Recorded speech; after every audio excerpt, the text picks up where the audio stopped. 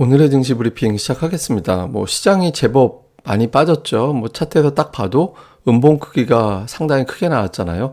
61선을 돌파하지 못하고 안착하지 못하다 보니까 시장에서 기대했던 게 무너지게 되면 낙폭이 커지게 되거든요. 그나마 조금 이제 다행스러운 거는 21선에서는 방어가 됐다라는 건데, 제 경험적으로 차트에서는 자꾸 어떤 지지선에 의미를 두는 거는 조금 부담스럽긴 합니다. 왜냐면 이제 그 지지선은 핑곗거리, 여기서는 지지되겠지라고 이제 자기 위안을 삼는 그런 경우가 많기 때문에, 어쨌든 이제 차트에서 어느 지지선을 자꾸 찾아대는 거는 그렇게 좋은 건 아니거든요. 근데 어쨌든 표면적으로는 그나마 21선에서는 멈췄다라는 거는 다행. 말 바꾸면 내일장에서는 여기보다 더 빠지면 안 된다. 이왕 지켜진 거라면 여기서 하루면 괜찮아지겠지, 이틀이면 괜찮아지겠지, 이런 희망 고문이 될 게 아니라 곧바로 여기서 돌려지는지가 상당히 중요하다, 이렇게 볼 수 있겠고요.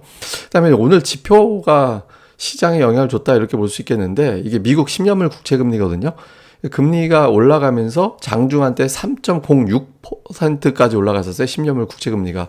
그러니까 미국의 금리가 자꾸 올라가게 되면 신흥시장에 대해서는 좀 부정적으로 바라보는 그런 시각이 생기거든요. 금리 올라간다면 자금 조달하기가 어렵게 되고, 자금 조달은 신흥국가들이 선진국에서 자금을 많이 끌어다 쓰게 되잖아요. 여기에 대한 비용 조달에 문제가 생길 수 있다, 이런 식으로 또 해석을 합니다. 어쨌든 그렇게 되기 때문에 금리 올라가는 상황에 대해서는 신흥 증시는 좀 부담이 되죠. 그래서 금리가 올라가는 게 하나의 부담. 또 하나는 오늘 잠시 후에 또 보여드릴 겁니다만은 N달러 환율이 상당히 세게 올라가서 2002년도 이후에 가장 높은 수준까지 엔화 환율이 올라가 버렸거든요.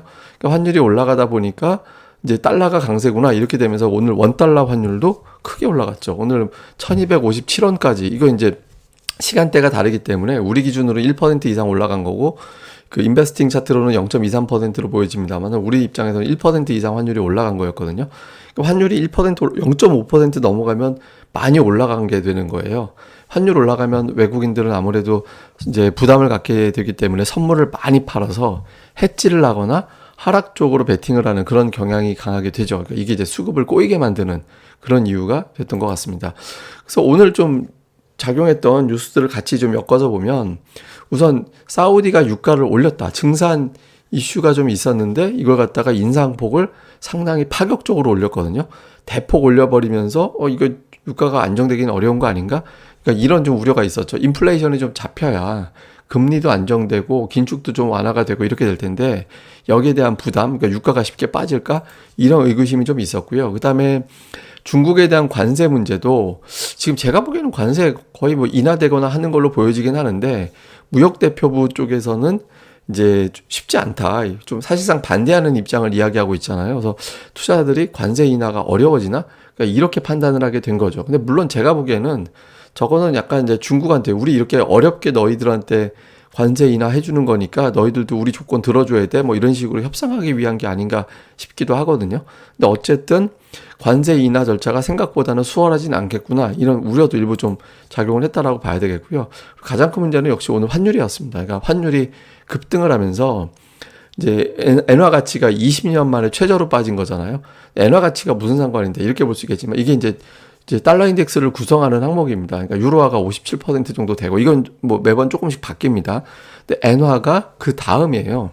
13%대, 그다음에 파운드화가 12%대. 근데 지금 보시면 유럽도 유럽이지만 이제 일본이나 아니면 또 영국의 상황이 만만치 않잖아요. 보리스 존슨 총리가 이제 탄핵, 우리로 치면 탄핵 같은 거죠. 불신임을 넘겼다고는 하나 사실상 좀 쉽지 않은 그런 상황이 되고 있잖아요.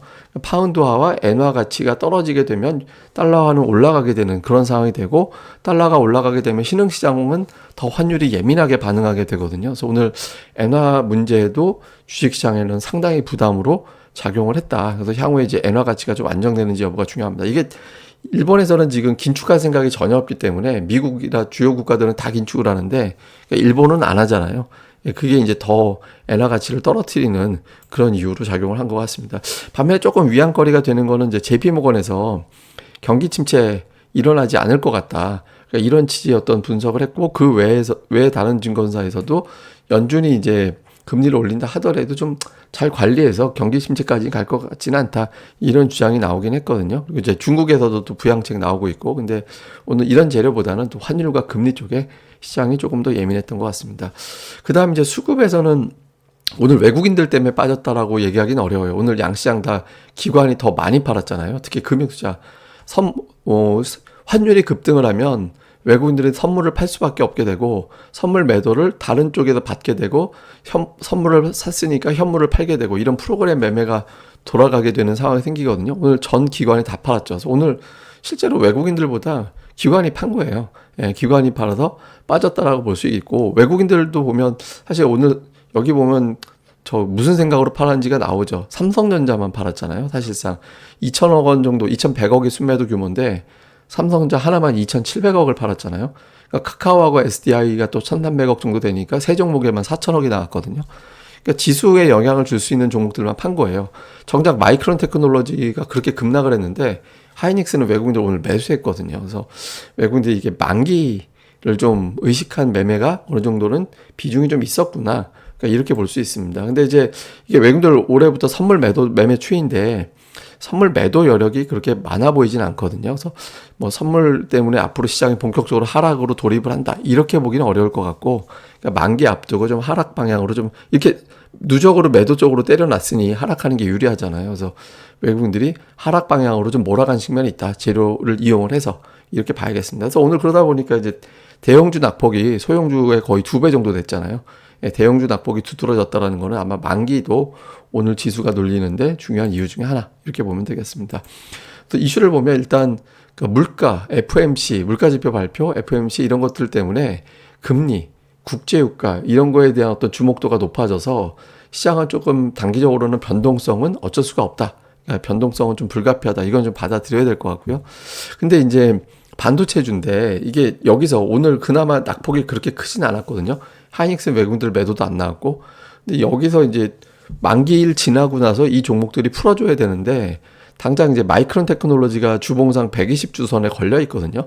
그러니까 오늘 반등이 제법 나왔다가 이제 반등이 또 무산됐었잖아요. 뭐 소폭밖에 못 올랐죠. 그러니까 마이크론 테크놀로지가 어떻게든 버텨주고 해서 삼성전자, SK하이닉스가 견뎌주는 그런 움직임이 나와줘야 됩니다. 그래서 이제 이게 뭐 만기 영향이 아니라 다른 게 있어 이렇게 해석되면 좀 골치 아파지잖아요. 그래서 그런 흐름이 나오는지 하나. 그 다음에 이제 그 외국인들 선물, 옵션 그러니까 이쪽에서만 매도가 나왔지 현물은 2천억 원 정도면 그 2천억이면 감당을 못할 정도의 매도는 아니거든요. 그러니까 선물 옵션만 매도냐 아니면 여기서 이제 매도를 친 김에 현물도 따라서 매도가 다시 커질 거냐. 이건 제가 보기엔 환율에 달려있다라고 봐야 되는데 어쨌든 만기 후에 반전 가능성이 선물 옵션 쪽은 좀 있어 보이긴 하거든요. 근데 어쨌든 그렇게 되지 않는다는 시나리오도 충분히 가능하니까 그러니까 이제 그 선물상으로는 적어도 이제 내일장 정도에서는 조금 매도가 상당히 줄어들거나 매수로 좀 바뀌거나 이런 흐름이 나오는지도 좀 주목을 해봐야 될 것 같습니다. 그리고 오늘 뭐